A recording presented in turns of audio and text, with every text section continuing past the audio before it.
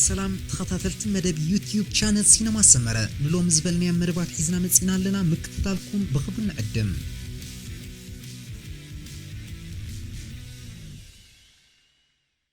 ኤርትራ ኣብ ታንዛኒያ ካብ 14 ክሳብ 28 ሕዳር ኣብ ዝሰላሰል ናይ ደቂ ኣንስትዮ ውድድራት ሴካፋ ክትሳተፍ ምዃና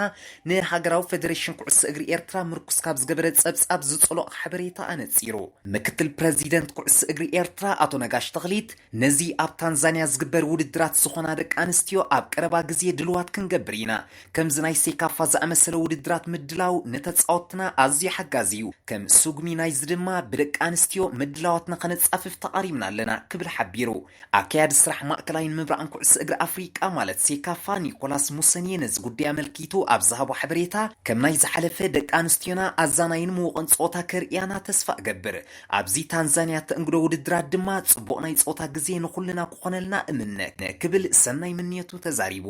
ሎም ዓመት ሴካፋ ካጋመ ክለብ ቻምፒዮንሺፕ ኣብ ሩዋንዳ ናይ ትሕቲ 15 ዓመት ሴካፋ ኣብ ኤርትራ ናይ ትሕቲ 10 ዓመት ድማ ኣብ ኡጋንዳ በዚ ማሕበር ኩዕሶ እግሪ ናይ ማእከላይን ምብራቕን ኣፍሪቃ ክሳብ ሕጂ ተሰላሲሉ ዘሎ እዩ ብዘይካዚ ቅድሚ ምዝዛም ናይዚ ዓመት ኣብ ታንዛኒያ ዝእንገድ ኤርትራ ተሳተፎ ናይ ዓበይቲ ደቂ ኣንስትዮ ውድድር ከምኡውን ካልእ ናይ ትሕቲ 17 ዓመት ደቂ ኣንስትዮ ግጥማት ክካየድ ምዃኑ ሓበሬታ ሴካፋ የነፅር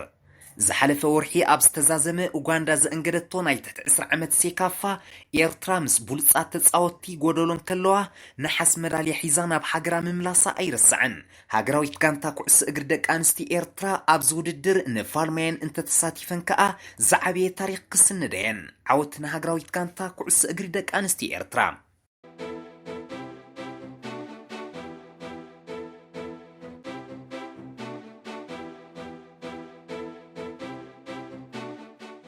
በአኩኡ ልዑላ ቀልቦ ረኺቡሎ ኣብ ሞንጎ መበል 12 ደረጃ ዝተሰርዐት ማንቸስተር ዩናይትድን መራሒት ሊግ ዘላ ሊቨርፑልን ዝካየድ ግጥም እዚ ሓደ ካብ ናይ ታሽዓይ ሰሙን ፀወታ ፕሪሚየር ሊግ ዘን ክለባት እቲ እንኮ ግጥም ናይ ሰንበት 20 ጥቅምት እዩ ቅድሚ ዝኣህጉራዊ ፀወታታት በኒውካስል ሓደ ብባዶ ዝተሰዓረት ማን ዩናይትድ ካብ ዝሓለፈ 5 ናይ ፕሪሚየር ሊግ ፀወታታታ ሓንሳብ ጥራይ ብምዕዋትያ ናብዚ ከቢድ ናይ ሰንበት ግጥም ተምርሕ ዘላ ደገፍቲ ማንቸስተር ዩናይትድ ካብ 8 ፀወታታት ክልተ ዓወት ጥራይ ብምርኣዮም እምብዛ ዘይዓገበሉ እዋና ምሕላፍ ይርከቡ ዩናይትድ ንሓደ ዓመት ውድድር ብከምዚ ዓይነት ትሕት ውፅኢት ክትፍልም ምርኣይ ኣብ ውሽጢ 30 ዓመት እቲ ዝኸፍእ ኣጀማምራ ኮይኑ ተመዝጊቡሎ በዚ ድማ ዝያዳ ኩሉ ኣዛራብ ዛዕባ ኮይኑ ትኹረት ስሒቡ ዘሎ ቀጻልነት ኣሰልጣኒ ሶልሻየር እዩ ዩናይትድ ዝሓለፈ እዋን ኣብ ኒውካስል ዝወረዳ ስዕረት ናብ መበል 12 ደረጃ ከም ዘወረዳ ዝፍለጥ ኮይኑ ካብ ናይ ምምላስ ደረጃ ብክልተ ነጥቢ ጥራይ ያልዒላ ካብ 5 ንእንኮ ግጥም ዘይተዓወተት ጥራይ ዘይኮነት ኣብ 3 ግጥማት ሸቶ መፅሓፍ ዓቐብ ክኾና ተራእዩ በአንጻሩ ኣብ ሊቨርፑል ጠቕላላ ዝተፈለየ ዛንታ እዩ ዝፅሓፍ ዘሎ እዛ ናይ የርገን ክሎብ ጋንታ ክሳብ ሕጂ ኣብ 8 ናይ ሊግ ግጥማታ ሚእታዊት ዓወት ኣመዝጊባላ ድሮ ድማ ኣብ ልዕሊ ተኸታሊታ ማንቸስተር ሲቲ ናይ 8 ነጥቢ መሪሕነት ይርከባ እዚ ይኹን እምበር ሊቨርፑል ኣብ ዝሓለፈ ቀረባ መዓልታት ኣብ ስታዲየም ኦልድ ትራፎርድ ብዙሕ ዓወት ከተመዝግባ ይተረኣየትን ሰር ኣሌክስ ፎርግሰን ኣብ ዓመተ ውድድር 2013-2014 ካብ ዝሰናበት ንድሓር ሓንሳብ ጥረያ ኣብ ሚራቅ ቀያሕቲ ዲያብሎሳት ተዓዊታ ዴቪድ ሞየስ ኣብ መሪሕነት ኣብ ዝነበረሉ ግዜ ነይሩ የርገን ክሎብ ንዩናይትድ ኣብ ኦልድ ትራፎርድ ፍጹም ኣይረትዓን ግጥም ዝሊግ ንምስልሳል 5 ግዜ ናብኡ ኣብ ዘምርሓሉ ዝኾነ ዓወታ የመዝገበን ስለዚ ዋላ እኳ ገስጋስቶም ቀያሕቲ ዘይዕገት ከም ዝመስል ኩልና ብዝለዓለ ንግምቶ እንትኾነ ኦልድ ትራፎርድ ከይቀደዎም ብምፅሑ ግን ሚእታዊት ዓወቶም ደው ከየብሎም ስክፍታ ከም ዘሎ ገለገለ ተንተንቲ ፕሪሚየር ሊግ ርእይቶኦም ይገልጽለው እምበር ሊቨርፑል ኣብዛ እዋን እዚኣ ንክልተ ክብርታት ንምምዕራያ ትህቅን ዘላ ሰንበት ንማንቸስተር ዩናይትድ ኣሰኒፋ ናይ 2019-2020 መሳጢ ኣጀማምርኣ እንተደኣ ኣቕፂላ ሓደ ንዝበለፅ ኣበጋግሳ ፕሪሚየር ሊግ ኣብ ሓደ ወቅቲ ካልኣይ ከዓ ንብዝሒ ተኸታታሊ ዓወት ክትመዓራረ ክትበቅያ ቸልሲ ኣብ ፈለማ ወቅቲ 2005-2006 ዘመዝገበቶ ናይ 9 ፀወታታት ዓወት ክሳብ ሎሚ ኣብ ምጅማር ውድድር ፕሪሚየር ሊግ እቲ ዝበለፀ ዝነውሐ ገስጋስ ዓወት ኮይኑ ንረኽቦም እዚ ብናይ ጆሴ ሞሪኖ ጋንታ ዝተተሓሰ ክብረ ወሰን ንሰማያውያን ኣብ ትሽዑ እዋን ፅዋእ ንኽዓትሩ ዝኣመተ ምንባሩ ኣይርስዕን ምዕራብ ለንደናዊት ክለብ ቸልሲ ኣብቲ ግዜቲ ክልተ ግጥማት ድሒራ ብናይ ኣሌክስ ፎርግሰን ማን ዩናይትድ ፈላም ስዕረት ቅድሚ መቕማሳ ኣብ መበል 10 ፀወታ እያ ምስ ኤቨርተን ማዕረ ወፅያ ስለዚ ሊቨርፑል ኣብ ኦልድ ትራፎርድ 3 ነጥቢ ሓፊሳ ተወፅያ ነዚ ናይ ቸልሲ ክብሪ ክትመዓራርያ ማዕስ ዝጥራይ ካብ ናይ ዝሓለፈ ዓመት ስፖርት ተበጊሳ መበል 18 ተኸታታሊ ዓወት ፕሪምየር ሊግ ብምብፃሕ ነቲ ኣብ 2017-2018 ብማንቸስተር ሲቲ ዝተታሕዘ ተኸታታሊ ዓወት ክትመዓራርያ ዩናይትድ ኣብ ዝሓለፈ 20 መደብ ጾታ ፕሪምየር ሊግ ሓንቲ ካብተን ክልተ ንዓወት ሊቨርፑል ደው ዘበላ ክለባት እንግሊዝያ ዝሓለፈ ለካቲት ባዶ ብባዶ ተፈላለያታ ብምንባራ ሎመኸ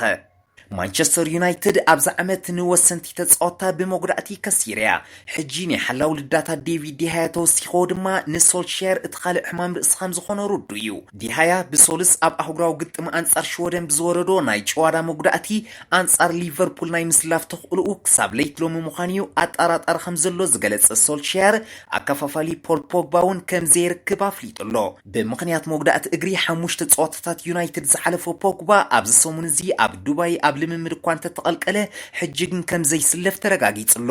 ብዘይካዚ ኣከፋፋሊ ጂሰሊን ካርድ ብናይ ሓላኸይ ቶማስ ሰይቲ ካብ ጾታ በኺሩ ጸኒሕ እዩ ግን ኣብ ዝግጥም ክምለስ ከም ዝኽእል ይግመት የማናይ ተኸላኻላይ ኣሮን ዋን ቢሳካን አንቶኒ ማርሻልን አንጻር ሊቨርፑል ንገለ ክፋል ጾታ ኣብ ሜዳ ክረኣዩ ተስፋ ከም ዘለውን ሶልሻየር ይሕበር ብፍላይ እቲ ብናይ ሰለፍ መጉዳእቲ ንልዕሊ 7 ሳምንቲ ካብ ጾታ ሪሒቑ ዝጸንሐ ፈረንሳዊ ኣጥቃዓይ ማርሻል ኣብዚ ሰሙን ናብ ሙሉእ ልምምድ ዳግም ምምላሱ ንጾር ማርከስ ራሽፎርድ ብምፍኻስ ኣብ ቅድሚት ንዝርአ ዘሎ ጸገም ሸቶ ዩናይትድ ኣብ ምፍታሕ ግዲኡ ክጻወት ብኣሰልጣኒኡ ትጽቢት ይግበረሉ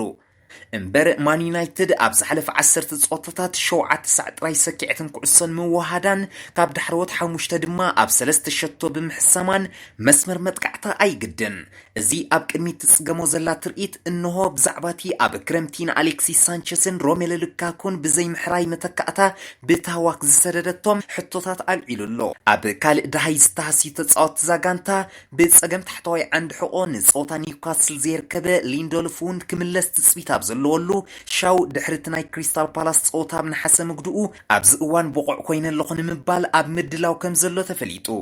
ብወገን ሊቨርፑል ሓላው ልዳት ኣሊሰን ቤከር ናብ ጾታ ተመሊሱ ብምህላው ንቀያሕቲ ድርዕ ነገር እዩ ቁጽሪ ሓደ ሓላው ልዳት ብራዚል ዝኾነ ኣሊሰን ኣብ መኽፈቲ መዓልቲ ዝዓመተ ስፖርት አንጻር ኖርዊች ሲቲ ኣብ ፈርስ ዳንጉ ብምምንሁ ክሳብ ሕጂ ተኣሊሙ ምጽንሑ ዝፍለጥ እዩ ኮይኑ ግን ቅድሚ ሒደት መዓልታት ምጅማር ናይ ሎም ዘበን ፕሪምየር ሊግ ብናጻ ወኪል ዝፈረመ ኣድሪያን ኣብ ብምሉእ ዝሓለፈ 2 ወርሒ ብዘንጸባርቆ ብቕዓት ብርቂ ረዳት ሓላው ልዳት ምዃኑ ኣመስኪሩ እዩ ሊቨርፑል ዓቂባቶ ዘላ 100 ገስካስ ንጸዓት ዝስጳንያዊ እኹል ጭብጢ እዩ እሞ ኣድሪያን ኣብ ከምዚ ደረጃ ብቕዓት እናሃለወ እቲ ዝበለጸ ሓላው ልዳት ዓለም 2019 ኮይኑ ብፊፋ ዝተሸለመ ቀዳማይ ምርጫ ኣሊሰን ከኣ ጽባሕ ንምግጣም ድልውነቱ ካብ ተረጋገጸሲ ክሎብ ንመኖም ይክመረጽ ብዝኾነ ጆል ማቲቡን ድሕርቲ ኣብ ልዕሊ ሬድ ቡል ሳልዝበርግ ዝተዓወትዎ ጸወታ ቻምፒየንስ ሊግ ዝሓለፎ ናብ ጸወታ ጋንቱ ክምለስ ምዃኑ ተሓቢሩሎ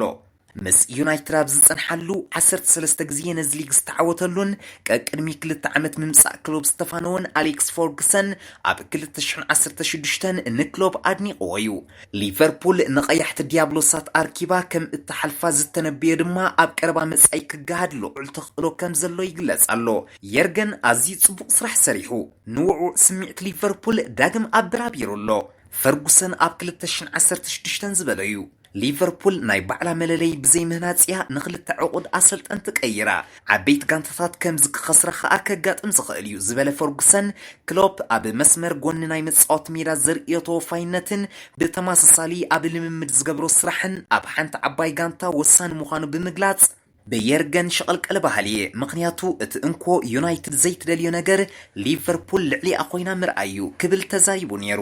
እዘን ክልተ ዓበይቲ ክለባት እንግሊዝ ኣብ ታሪክ ፕሪምየር ሊግ 54 ግዜ ንሓድሕደን ተራኺበን ኣለዋ ካብዚ ኣብ 28 ማን ዩናይትድ ላዕለዋይ ኢድ ክትሕዝን ከላ እቲ 16 ኣብ ሜዳ ኦልድ ትራፎርድ ዝተዓወተቶ እዩ ሊቨርፑል ብወገና 5 ኣብ ኦልድ ትራፎርድ ዝርከቦ ብድምር 14 ግዜ ተዓዊታ ዝተረፈ 12 ጸወታታት ከዓ ብማዕረ ተፈላለየን ብሓፈሻ 54 ሰዓን ክረኸባ ዩናይትድ ዕጽፍ ዓወት ሊቨርፑል ኣመስጊባ ትርከብ በሉ ውጽኢት ሰንበት ከመይ ክኸውን ትጽበዩ ግምትኩም ንገሩ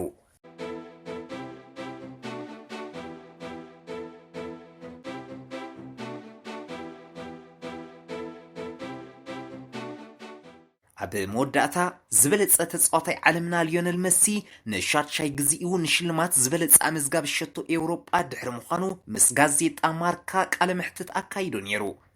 ንውልቃዊ ሽልማት ቀዳምነት ከም ዘይህብ ዝገለጸ መሲ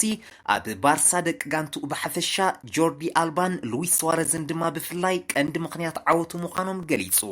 ብዘይካ ዝመሲ ክርስቲያኖ ሮናልዶ ከም ናቱ ንባርሳ ገዲፍካ ኣብ ካልእ ሊጋት ነብስኻ ክትፍትን ዝበሎ ከመይ ትሪኦ ተባሂሉ ኣብ ዝተሓተተሉ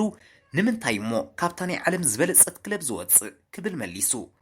ብዛዕባ ስድራ ቤታዊ ጉዳይ ዝተሓተተ መሲ ብዙሕ ሸነኻት በዓልቲ ቤቱ አንቶኒላ ሮኩዞ ከም ዘድንቕ ክገልጽ እንከሎ ፈጺማ ዘይትስልቾ ዓይነት ሰብ ምዃና ተዛሪቡ።